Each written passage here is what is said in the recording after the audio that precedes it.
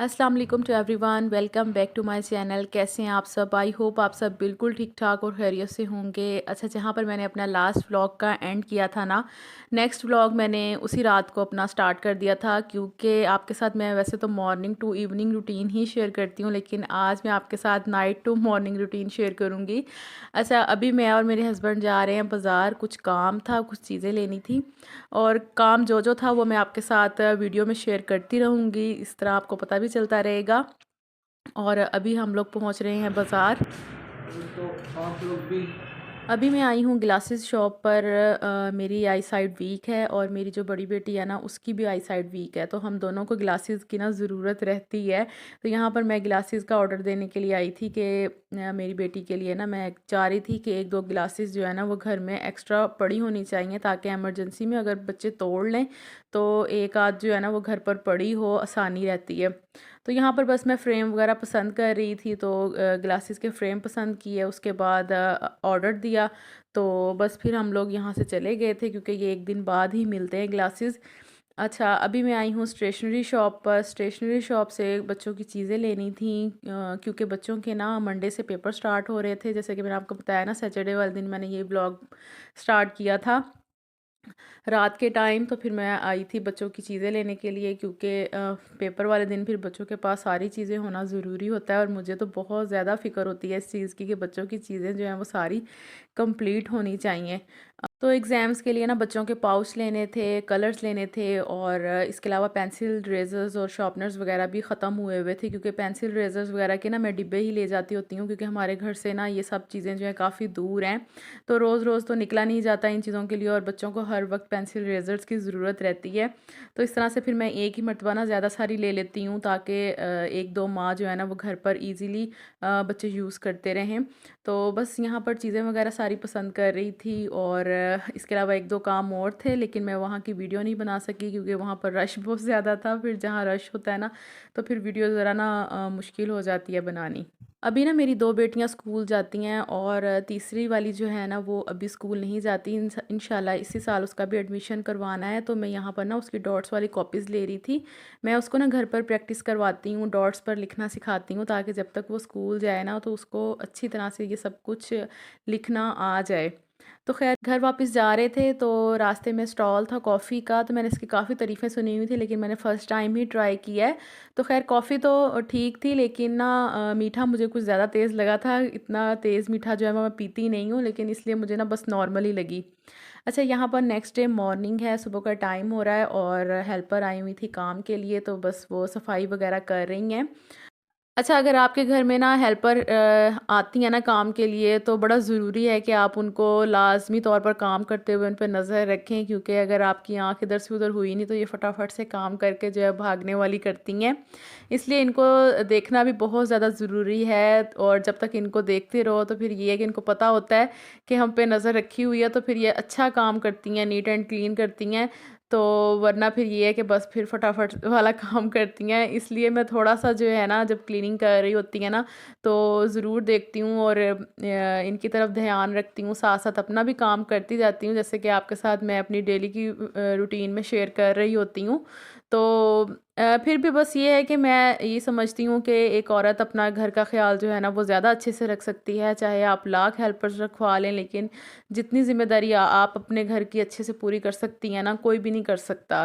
क्योंकि घर जो है वो आपका है, तो आपने ही उसको ज़्यादातर देखना है। और दूसरी बात ये है कि ये जो ज़िम्मेदारी वाली बात है ना, ये आती है शौक़ में, कि अगर आपको शौक़ है ना अपने घर को मैनेज करने का, घर को मेंटेन रखने का, तो आप किसी को कहे बगैर ना खुद भी कर लेंगे वो काम। अब ये नहीं कि आपके घर हेल्पर आती हैं तो आप कहें कि जी सारा काम जो है ना वो हेल्पर ही करें, मैं तो कुछ नहीं करूँगी, अगर गंद पड़ा हुआ तो पड़ा रहे। तो ऐसा बिल्कुल नहीं है।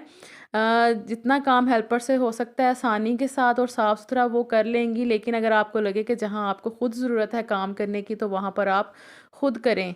इस तरह से मैं भी अपने घर में ना जहाँ पर मुझे लगता है ना कि मुझे खुद ज़रूरत है तो मैं खुद करती हूँ अपना काम। तो ज़ाहिर है अपना घर है, अपने घर को साफ़-सुथरा रखने में कोई हर्ज नहीं है। अब ये नहीं कि हेल्पर हेल्पर आती हैं तो बस अब सब कुछ जो है ना उन्होंने ही करना है, तो ऐसा बिल्कुल भी नहीं होना चाहिए। अब देखें कि मैं ऊपर गई हूँ स्टोर में, तो काफ़ी दिन हो गए थे मेरा स्टेयर्स का ना चक्कर नहीं लगा था।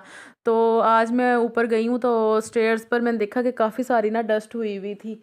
तो मैंने फटाफट से झाड़ू उठाया और सारी मैंने स्टेयर्स को अच्छी तरह से साफ़ कर लिया।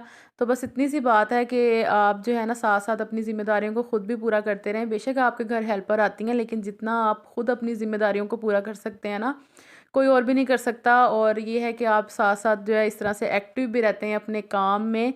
और आपको पता होता है कि जिस काम की मुझे खुद ज़रूरत है ना, कि जिस काम को मैं कर सकती हूँ वो मेरी हेल्पर नहीं कर सकती, तो वो आप खुद से करें तो ज़्यादा बेहतर है। और कुछ दिन पहले मेरी एक सिस्टर का कमेंट आया था कि आपी आपने अभी तक रमज़ान की जो हैं वो चीज़ें वगैरह स्टोर नहीं की। तो मैंने ना अभी मेरे ख़्याल से काफ़ी टाइम है, यानी कि अभी भी 2 ढाई हफ़्ते पड़े हैं रोज़ों में। 12 मार्च का रोज़ा मेरे ख़्याल से बन रहा है। तो उतनी देर में ना मैं कह रही हूँ कि घर की क्लीनिंग वगैरह ही हो जाए ना पहले, तो वो ज़्यादा बेहतर है। जब 1 हफ़्ता रह जाएगा ना तो फिर मैं इंशाल्लाह कुछ चीज़ें जो हैं वो स्टोर करके रखूँगी। ज़्यादा नहीं करूँगी लेकिन थोड़ी बहुत करूँगी। जैसे कि समोसे, रोल वगैरह हो जाएँगे तो इन चीज़ों को मैं स्टोर करूँगी। क्योंकि मेरे घर में ना जो चीज़ फ्रेश बनी होती है ना वो ज़्यादा शौक से खाई जाती है। हाँ, ये है कि आपके टाइम की काफ़ी बचत हो जाती है, लेकिन जो फ्रेश चीज़ होती है ना उसका अपना ही मज़ा है। तो ख़ैर इंशाल्लाह मैं आपके साथ ज़रूर शेयर करूँगी जो-जो चीज़ें मैं स्टोर करूँगी, जो चटनीज़ वग़ैरह और जो भी केचअप्स वग़ैरह का बनाऊँगी मैं, वो सारा कुछ आपके साथ मैं शेयर करूँगी। लेकिन अभी मैंने ऐसा कोई भी काम शुरू नहीं किया, अभी आपके सामने ही है, मैं आपके साथ व्लॉग शेयर कर रही हूँ जिसमें मैं ज़्यादातर अभी जो है ना क्लीनिंग की तरफ ही है मेरा। तो जैसे ये सब कुछ कंप्लीट हो जाएगा ना तो रमज़ान के नज़दीक इंशाल्लाह फिर चीज़ें वगैरह भी स्टोर करूँगी तो आपके साथ शेयर भी करूँगी। अच्छा ख़ैर यहाँ पर सारा काम-शाम करने के बाद ना मैंने आज माश की दाल बनानी है। तो माश की दाल मैंने यहाँ पर भिगो कर रख दी थी थोड़ी देर के लिए। मैंने कहा 1 आध घंटे के लिए भीग जाए उसके बाद मैं बनाऊँगी। अच्छा हमारा पता है क्या हिसाब है, मंडे वाले दिन ना हमने लाज़मी तौर पर दाल ही बनानी होती है। चाहे मैं मूँग मूँग या मसूर की दाल बना लूँ, चाहे मैं माश की दाल बना लूँ, कोई भी दाल हो बनानी दाल ही होती है। क्योंकि वीकेंड पर ना चिकन वगैरह खा के बंदा थक जाता है, तो कोशिश मैं यही करती हूँ कि मंडे वाले दिन फिर दाल ही बनाऊँ। तो अच्छा यहाँ पर ना तकरीबन दोपहर का टाइम था 12-1 बजे का। तो मौसम आप देखें कितना ज़्यादा ख़राब हुआ हुआ था। अच्छी ख़ासी जो है ना वो सर्दी हो गई थी अचानक से ही। वैसे धूप निकली हुई थी, फिर अचानक से ही सर्दी हो गई। और यहाँ पर मेरे पौधे सारे मुरझाए पड़े हैं। इनका पता नहीं क्या हाल होगा। अभी तक तो ये बेचारे सारे ऐसे के ऐसे मुरझाए हुए हैं। मेरे ख़्याल से सर्दियों का मौसम ख़त्म होगा तो फिर ये इनके जो पत्ते हैं ना दोबारा से खिलेंगे। तो ख़ैर यहाँ पर मैं दोपहर का खाना बना रही थी, जैसे कि आपके साथ मैंने बताया था कि माश की दाल बना रही हूँ। और इसके अलावा अक्सर मुझे ये भी कमेंट आते हैं कि रेसिपी ज़रूर शेयर किया करें।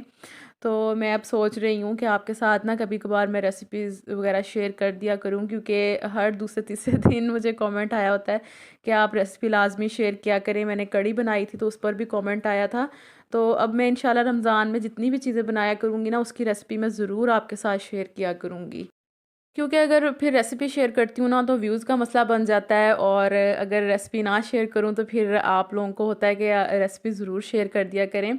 तो इसलिए मैंने ना अब सोचा है कि रमज़ान में इंशाल्लाह जो भी मैंने चीज़ बनानी है ना आपके साथ लाज़मी शेयर करनी है, क्योंकि व्यूज़ से ज़्यादा मुझे अपनी फैमिली से प्यार हो गया है।